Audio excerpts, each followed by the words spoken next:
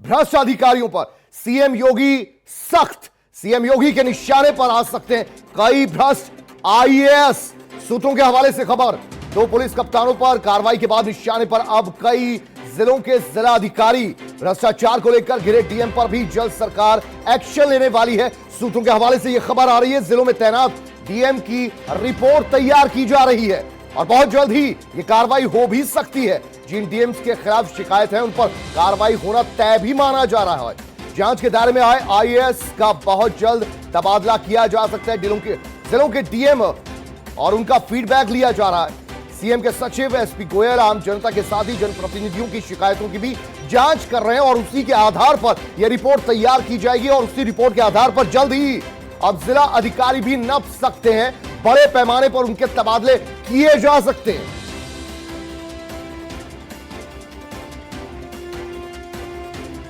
यह बड़ी खबर इस वक्त की। सीएम योगी आदित्यनाथ कानून व्यवस्था को लेकर, आम व्यवस्था को लेकर भी पूरी तरह से सचेत हैं और यहां पर सख्त कार्रवाई के मूड में भी हैं।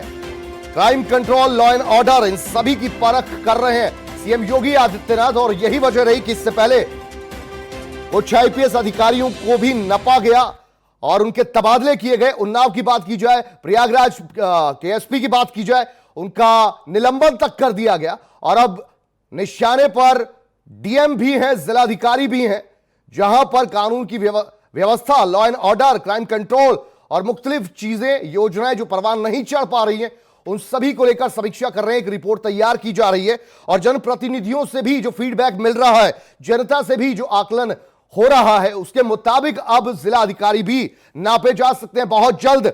और एक रिपोर्ट तैयार की जा रही है, उसी रिपोर्ट के आधार पर अब जल्द ही जैसे ही रिपोर्ट सामने आती है, भ्रष्टाचार और तमाम अन्य लापरवाहियों को लेकर डीएम नापे जा सकते हैं। सख्त है सीएम योगी आदित्यनाथ।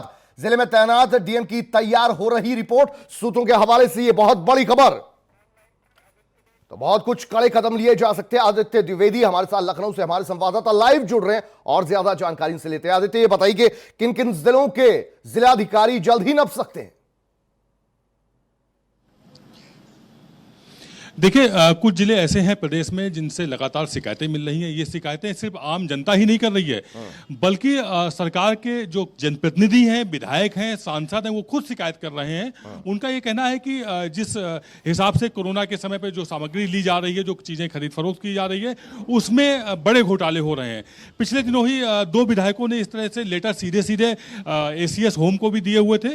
गृह विभाग इस पर गंभीर हुआ और उसने इस पर एक जाँच बैठा ली हुई है। विशेष सचिव गोयल जो है, मुख्यमंत्री के विशेष सचिव हैं, वो खुद इस पूरे मसले को देख रहे हैं। इसका परिणाम अगले कुछ दिनों में कुलदीप देखने को मिल सकता है, जिसमें ये तो तय है कि कुछ जिलाधिकारी नापे जाएंगे, उन पर एक्शन होगा, बड़ा एक्शन होगा। जिस तरह से अभी योगी सरकार ने मुकदमा दर्ज किया हुआ है 2 आईपीएस पर, उसके बाद ऐसा लग रहा है कि ये रुख इसी तरह से सख्त रहेगा और अगर सारे प्रमाण, सारी चीजें जांच में दोषी पाए गए तो योगी सरकार छोड़ने वाली नहीं। जीरो टॉलरेंस पर चल रही योगी सरकार बड़ा एक्शन लेगी, सख्त एक्शन लेगी। जी कुलदीप।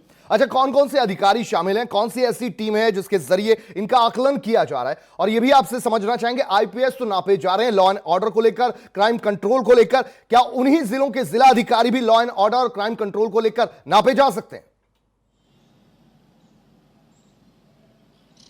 देखिए, जो जिलाधिकारियों पे आरोप लग रहे हैं उसको लेकर के मामले भ्रष्टाचार के हैं, जिसमें चाहे कोरोना के समय पर जो टूल्स हैं, चाहे ऑक्सीमीटर हो या पीपीई किट हो, इस तरह के जो चीज़ें हैं ये महंगी खरीद की जा रही है, मानकों के हिसाब से विपरीत मानकों के खरीद की जा रही है।